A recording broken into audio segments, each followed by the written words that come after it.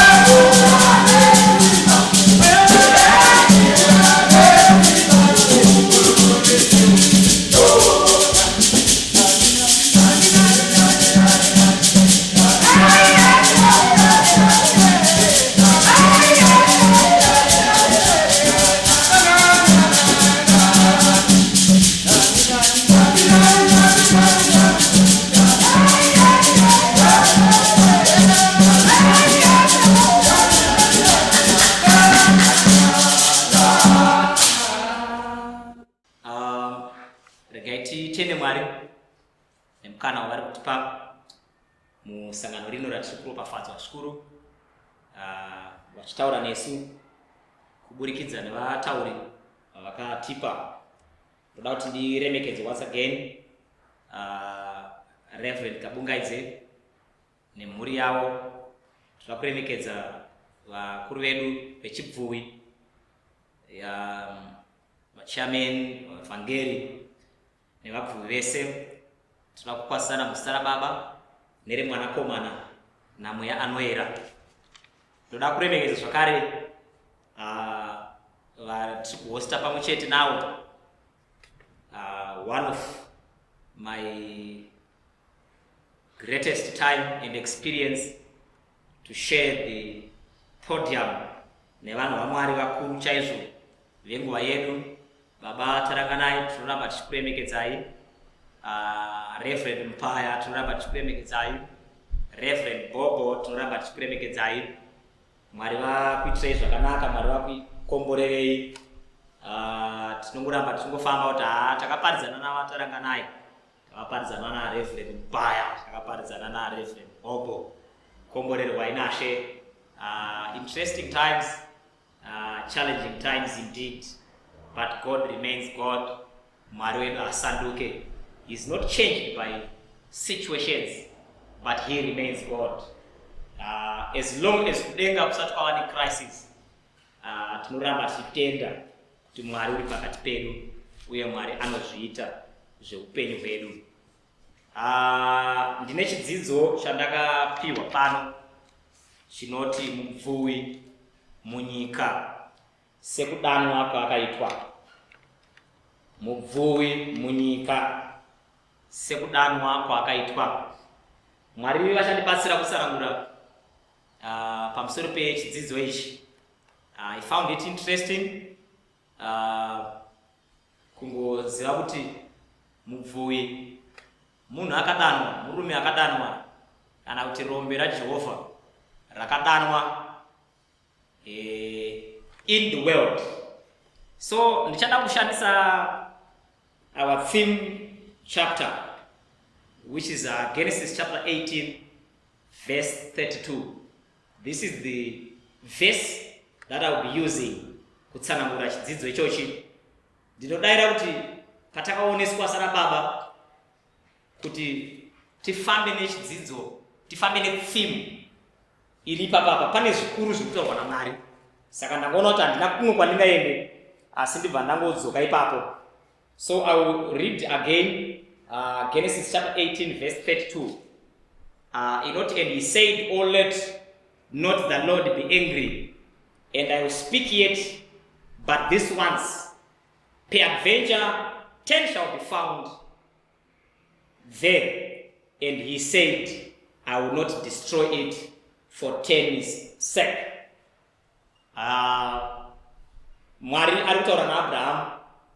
Abhurahamu arijusa vana naBaba kuti paHebhuroni apa mukawana 10 mungaparadza here guta.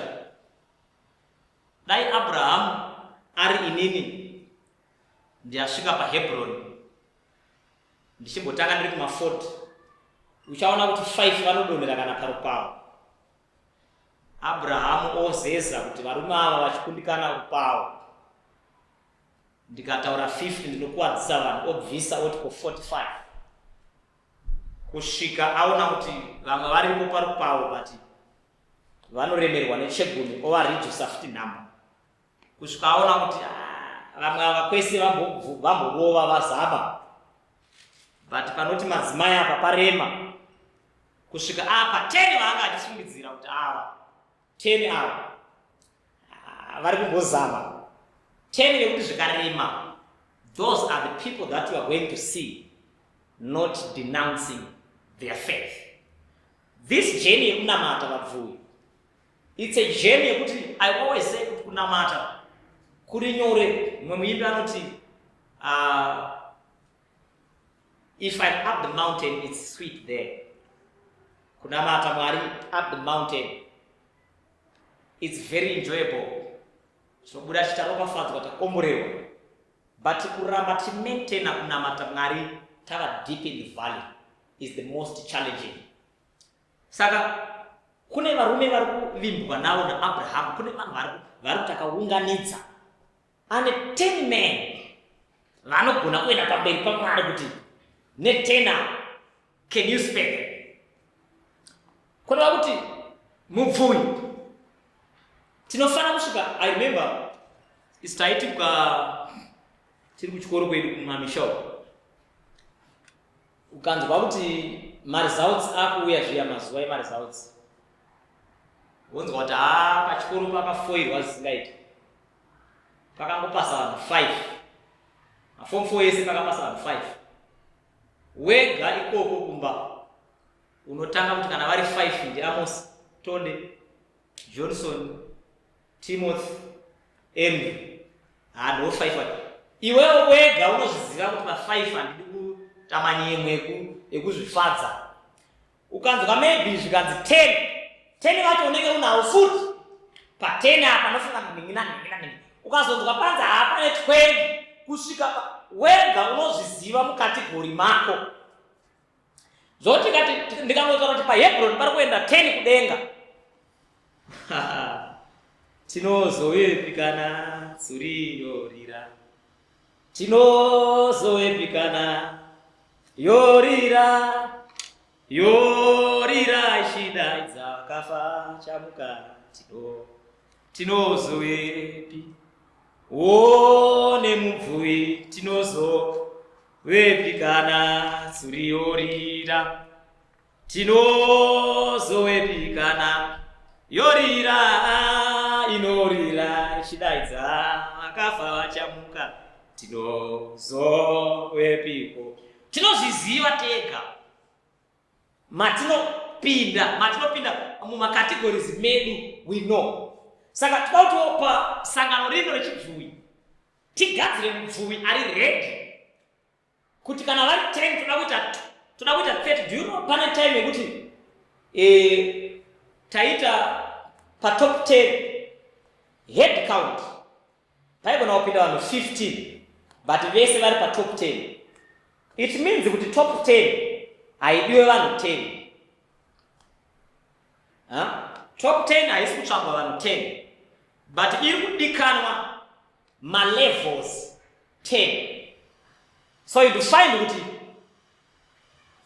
panogona kuita manumber 1 kana 3 kana chii kana vanhu vanoita matai vachida izvo. It means kuti mese munenge muri panumber 1 muri 3 ngapi. Saka it's not about kuti number 1 yagaro tinogona kuigara tese tiri 5. So we want to desire and thrive kuti dai paidiwa 10 kuspare nyika, I should be amongst the 10. Now reganitsanangure mubvuyi chekutanga kuti chimubvuyi ndine definition yandoziva tese toiziva inoti mubvuyi itsime. Nditenderei kutsanangura kuti itsime rine tumbuyu tusingaurayi. Ndine understanding yandakawanawo ikapa kuti kare munguva yehondo mvura yaipoisonwa, yaiswa poison such that when the enemy comes akasvika pamvura iyoyo achafa kwete nekufuti but achafa nepoison yawana mukufunga kuti mune solution mumvura. It means kuti uchifamba uri musoja ukasangana nemvura, this is the road to your solution but it's not the solution. Ukasangana nemvura uri musoja patime yehondo road yekuenda ku solution yako yekupera kwenyota, but mvura yacho can also be a problem zvekuti nyota inodhonza newe pane poison.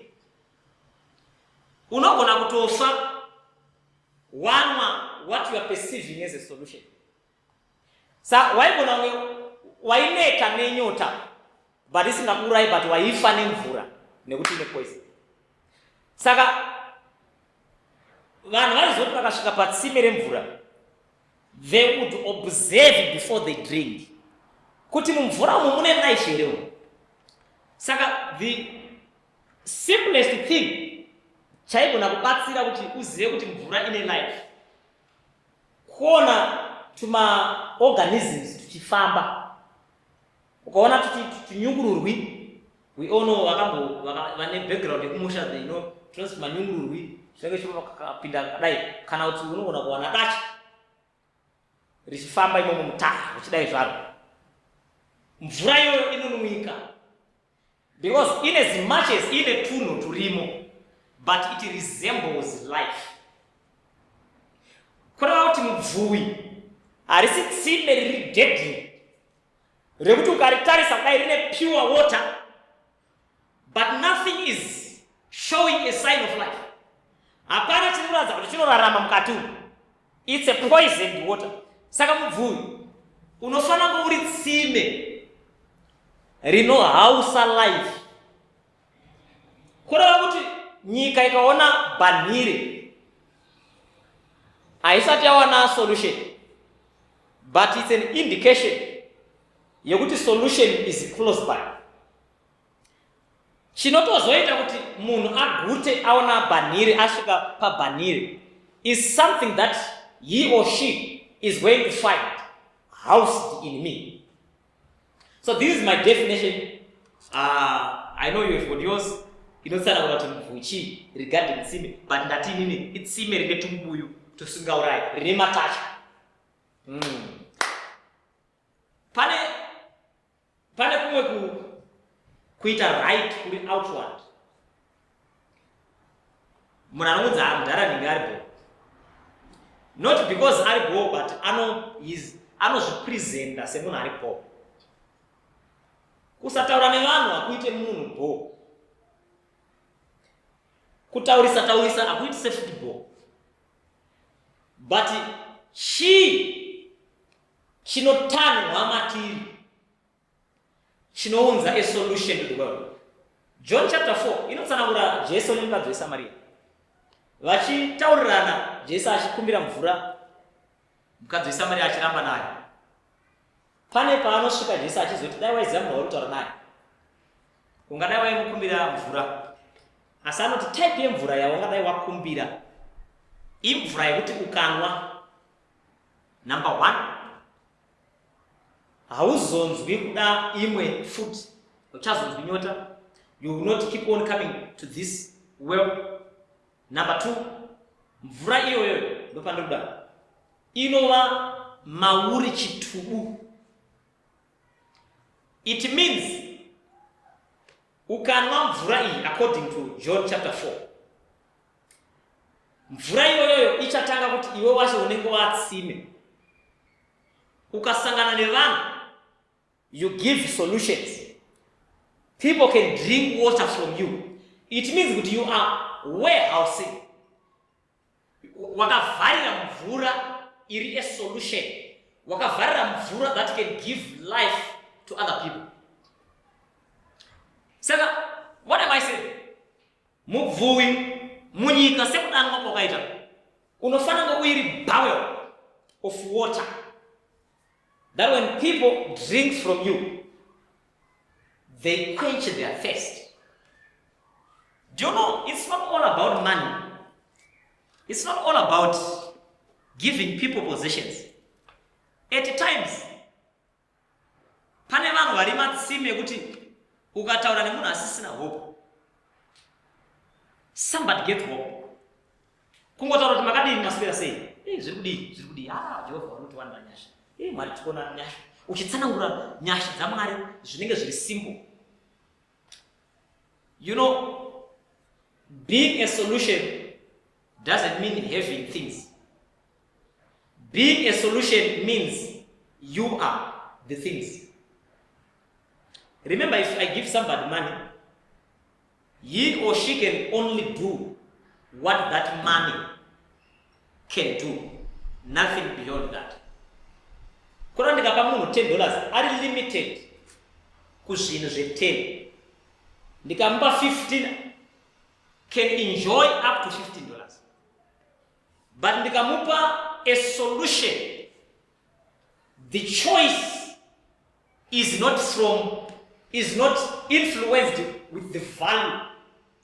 Because I've given something an open check and I've signed it. It means which anoita chino limit wana iye kwete nei. But ndikapa munhu 10 ndatomupa ndakalimita kare. Saka kuva mubvuwi doesn't necessarily entails us to come up with things and give to people. Yes, eventually we cannot love, we cannot be a solution fully without complementing with giving. But I'm saying it starts by isusu wacho surrendering to God. We go to the cross, submit to the power of Jesus. Then we are used by God, Jesus in us. Then we give the solution to people. Now, tisatapinda munyika mfuwi. Ndoda tite this understanding. Atizitesera bvuwi. Vachawana time inenge yandakaita inini yekumira tichiparidza. Tichienda masangano tichinoparidza tinodii. But it's everyone ane mukana wekuva a priest of his family. Ndikatambiri ndikaroherwa maoko ekugona kuita zvakanaka. Tarisai pavarovi vemaoko. If you can identify my wife. If my wife is not part of those vari kupa maoko, my solution is questionable. I might be doing this out of eloquence. But the real solution mubvuwi wativa kugadzira mubvuwi wekuti sangano rake rekutanga imhuri yake. Church yako yekutanga is your family. So your wife becomes part of your congregation. Your children becomes part of your congregation. If you cannot stand up and preach to your family, but you can stand up and preach to a church, you are classified in a group of thugs. You are classified, you qualify kuwa na wanonzi mabinya. Because the first church should be your family. The first sermon is your life to the one Amira. Bible note. How can you love God whom you do not see? If you cannot love somebody that you can see. Alright. Bible rikutoramba udaugone kuda Mwari usingade munhu waunona. Ko munhu waunopinda naye nangeti. If you can not love that person, wokuti ane mukana wokuti wakakotsira anogona kutorera gumbezi ukarara wakadaro. Karota uchimhanyiswa kuti zvimwe zvinasi zvekutonhorwa wabviswa gumbezi. If you cannot appreciate that person, if you cannot say thank you, wabikirwa sadza kuti sadza ragadzirwa, unongotangira pakurova chete. Kana waguta vanhu vanoziva kuti waguta nekuti shaya hadzichatamba, vanoziva kuti mudhara araita. And uri mubvuwi akadamwa. It's questionable. It starts kunamata kunongotangira pakuti, you know, a process yekuti munhu arikubika sadza. A process yekuti munhu arikubikira sadza kuti anomezha mvura, ogeja netime yekuti adziya, opambira, ambobika sadza iri. It's not an easy thing. Kumezha ma-minutes acho uchigeja kuti ezvinezvi kurwaruwa uchinoda kundoisa mvura isingaite mapundu, wapedza kwakuchiti ndakuchimona wakumixa hufu uchinosangana uchivharira mvura mukati uchinobudisa something chiri solid chinonzi sadza, wopakurirwa apa yorongoswa uchinoti da apo woti uri kana kuti chairman kana kuti uri treasure kana kuti amene kuti kana kuti ndine paniri kana kuti ndoda kushandira kupfeka paniri. Mubvuwi akadaro. Our first church is my family. My first church is my family. Ndo vanofana kuti chero ndapedza zvandikuita izvi, zvikasanzwika uko my family should be able to say, we have heard what you said. Saka Abraham, chapter 18. Abraham, unaona, at times vachiparadzana na Lot. Abraham is a man who is saying, Lord, I'm giving you an opportunity to choose first. Unakwenda kupi? Takuparadzana, where do you want to go? He is a man who is a solution to Sarah, who is also a solution kuhama dzake, extended family. Saka Lot anotochoose kuti ndira kuenda oenda kwakaenda kwakafunga kuti kuri right. Ndobvaenda ko. But look at chapter 18 verse 32. Abraham is still concerned about Lot, even if Lot vakaparadzana physical. Saka mubvuwi sekudani wako akaita munyika, mubvuwi ari concerned about people who are in Zimbabwe iye achigara ku Cape Town. He's concerned. He's concerned about pamukuru wake. Vari pamutoko, iye ari ku Cape Town, iye ari ku Joburg, iye ari ku Canada. He's concerned. Ndinonakirwa nemurume anonzi Nehemiah kuti anosvika patime yekuti iye things are well for him, but anosvika pakurwadziwa kusvika kuti nyama inoramba kunaka. Saka chinogona kunakisa nyama hakuzi kunaka, but zvinhu zviri kuitika pauri kudya nyama. Pane kumwe kunaka kwechingwa kusiri kwechingwa, but kunobatsirwa nezviri kuitika zvakakukomberedza. Saka Nehemiah anoramba kunakirwa nezvinhu zvakamukomberedza because of what he's thinking. He's thinking of other people. He's thinking of other relatives. He's thinking kuti saka what becomes of my relatives? What becomes of them in such a time? In such a time of a global pandemic, how are my people surviving? How are they managing it? How are they making it? Saka mubvuwi akadanwa asati ataura kuti mari yerupawo imari.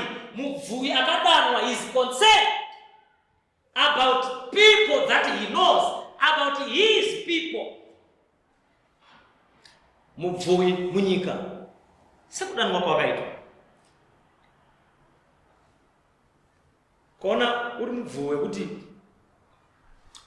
you don't also even think kuti ndine munhu wandinaye pano wandakatamisa kwaaigara ndikamuunza mumusha mangu, vamwe nemazita anochinja after the wedding achitora nesurname yangu, but you hardly remember the people of that person that you are staying with. You hardly remember. Even just checking, you go check out what I'm saying. I've always said, but it's not good to go. But I've discovered the times say. But at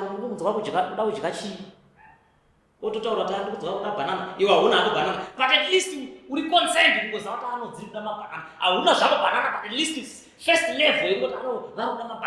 Okay, no, somewhere you store a banana. Just checking. It starts in Jerusalem. It starts with those people close to us. So Abraham is concerned about Lot.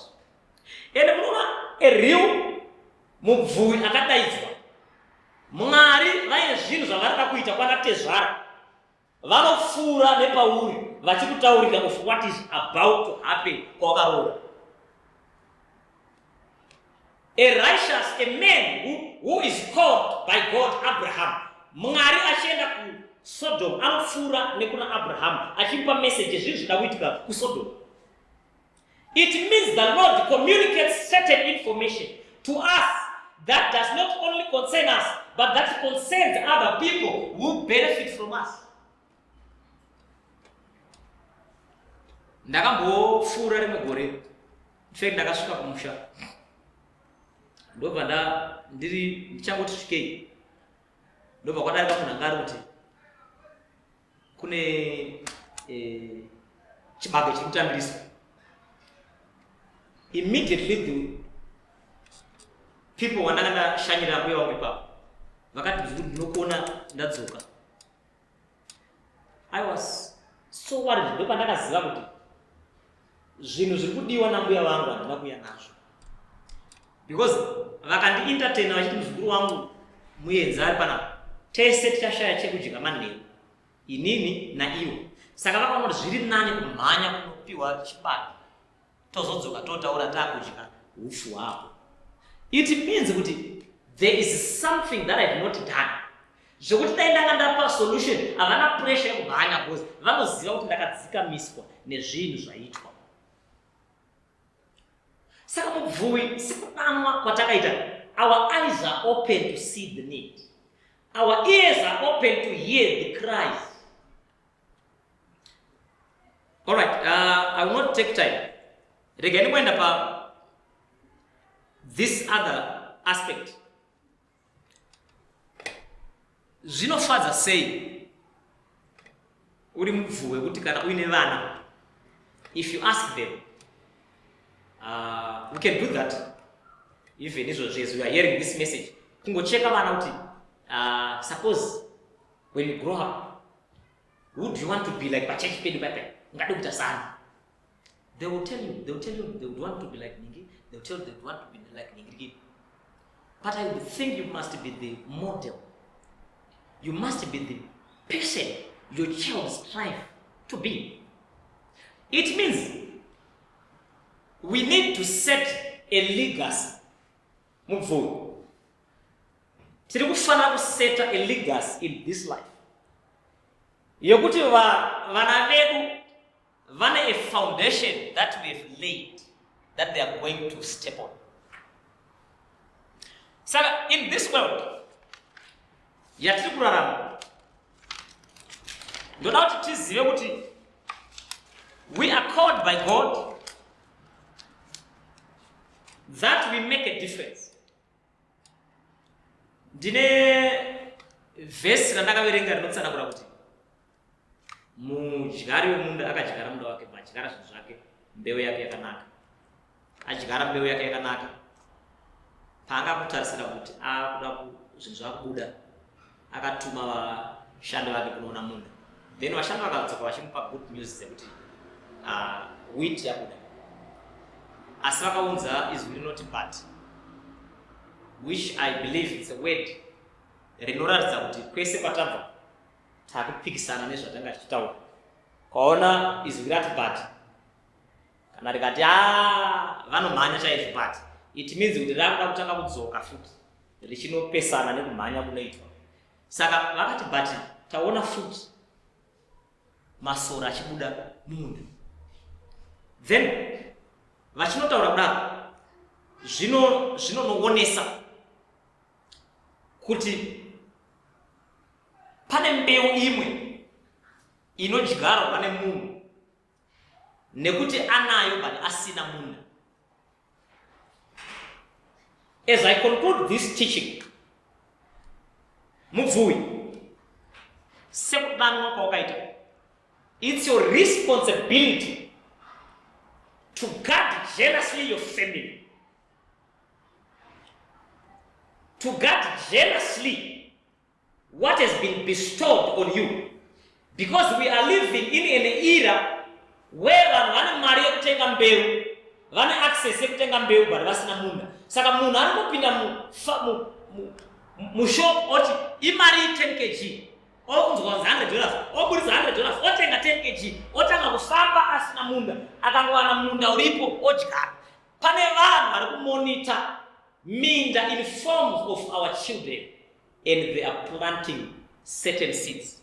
Saka vashanda vakabvunza kuti hamuna kudyara here mbeu yakanaka, ko iyi yabvepi? It means kune vanhu vari kuda kuwana access yokudyara something that we have not put muvana vedu. Mubvuwi, sekudanwa kwawakaitwa munyika. I've emphasized, I've trimmed this into ndikasimbirira pafamily, knowing nyika hakuna vanhu vanotanga pafamily and those family makes up the world. So if we can be well in our family, we've made a difference. If we can be strong, if we can build strong families, if we build strong families, we can get a strong section. We can get a strong MUMC group. We can build a strong UMC church. We can build a strong conference. But it starts by building a strong family. It means there are two things that happen. He said that we're going to change the world, or the world is going to change us. Nothing else. If we cannot change the world will change us. Because some of it should change. So let us make up our minds to say that I make up my mind, I make a decision. I'm going to change the world. I'm going to change my family. I'm going to make a powerful change. Do you know kuti unokura wega uchisiya mhuri kure kuti wakuzika pakayimba kadai asi mukadzi kuti aise munamato chete munamato pa section anoremerwa kuoma mate mukara. It means kuti kufamba uchisiya mhuri. Let's grow together with our families. Let's grow together. Let's groom them. Let's groom them. We are called to call others. As we continue to desire kuva models, kuva tsime, arima solutions. Wakagara pakwaya, you are a solution. Vanhu vachita noise papaya, you are a solution. They cannot afford because you are a solution. Ukapinda. It's not pinda makombi, ukapinda mkombi, so you become a solution. People should not afford to say nonsense in your presence. Not because they've said something, but you unechiremerera. Isitakakurachiza kuti vanhu kune vanhu vanonzi vanorema kurema. Anorema. Kwenda kuti wakasangana naye ari pamusoro pebere. Kungoza kuti anorema, kurema chete kungozi kuti anorema. Nechinamato chikapinda chinofana kuremerera.